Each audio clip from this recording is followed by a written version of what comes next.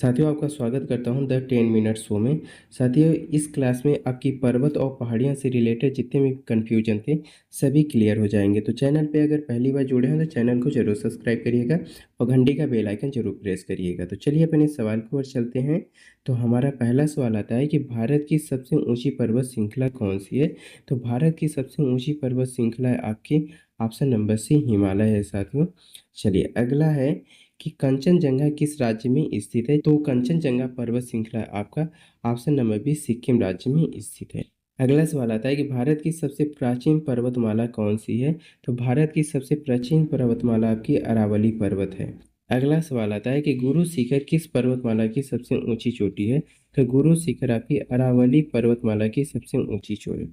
अगला सवाल आता है कि विंध्याचल पर्वतमाला किन राज्यों में स्थित है। विंध्याचल पर्वतमाला आपके मध्य प्रदेश और उत्तर प्रदेश के बीच में स्थित है। चलिए अगला सवाल आता है कि धूपगढ़ किस पर्वतमाला की सबसे ऊंची चोटी है। तो धूपगढ़ आपकी सतपुड़ा की पर्वतमाला की सबसे ऊंची चोटी है। चलिए अगला सवाल आता है कि अनामुंडी चोटी किस पर्वतमाला में स्थित है। तो अनामुंडी पर्वत चोटी आपका पश्चिमी घाट पर्वतमाला में स्थित है। चलिए अगला सवाल आता है कि गारो खासी ज्योतिया पहाड़ियाँ किस राज्य में स्थित है। तो आपका सही जवाब हो जाएगा मेघालय में स्थित है गारो खासी ज्योतिया पहाड़ियाँ। चलिए अगला है कि नीलगिरी पहाड़ियाँ किन राज्यों में फैली हैं। तो नीलगिरी पहाड़ियाँ आपका तमिलनाडु केरल और कर्नाटक में फैली है ऑप्शन नंबर ए। चलिए अगला सवाल आता है साथियों कि दो पहाड़ियों के बीच निम्न भूमि को क्या कहते हैं। तो दो पहाड़ियों के बीच की निम्न भूमि को आपका कहा जाता है घाटी साथियों। चलिए अगला सवाल की ओर चलते हैं। तो नंदा देवी किस राज्य में स्थित है। तो नंदा देवी आपका उत्तराखंड में स्थित है। चलिए अगला आता है कि कामेत पर्वत किस पर्वत श्रृंखला का भाग है। तो कामेत पर्वत आपका हिमालय का पर्वत श्रृंखला है। चलिए अगला है कि अरावली पर्वतमाला का विस्तार किस दिशा में है।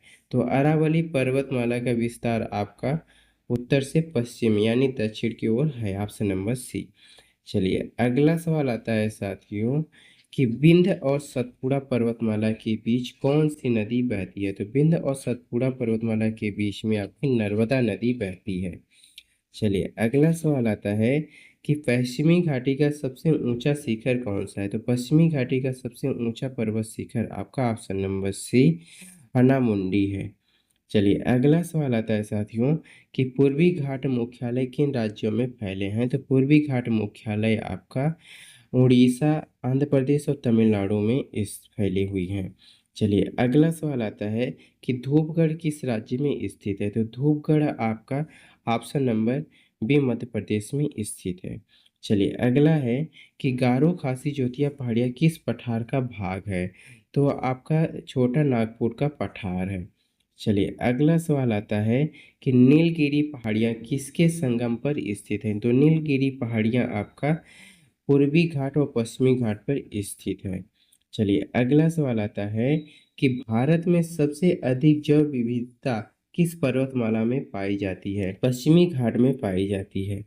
चलिए अगला सवाल आता है कि राजमहल पहाड़ियाँ किस राज्य में स्थित है। तो राजमहल पहाड़ियाँ आपका ऑप्शन नंबर बी झारखंड में स्थित है।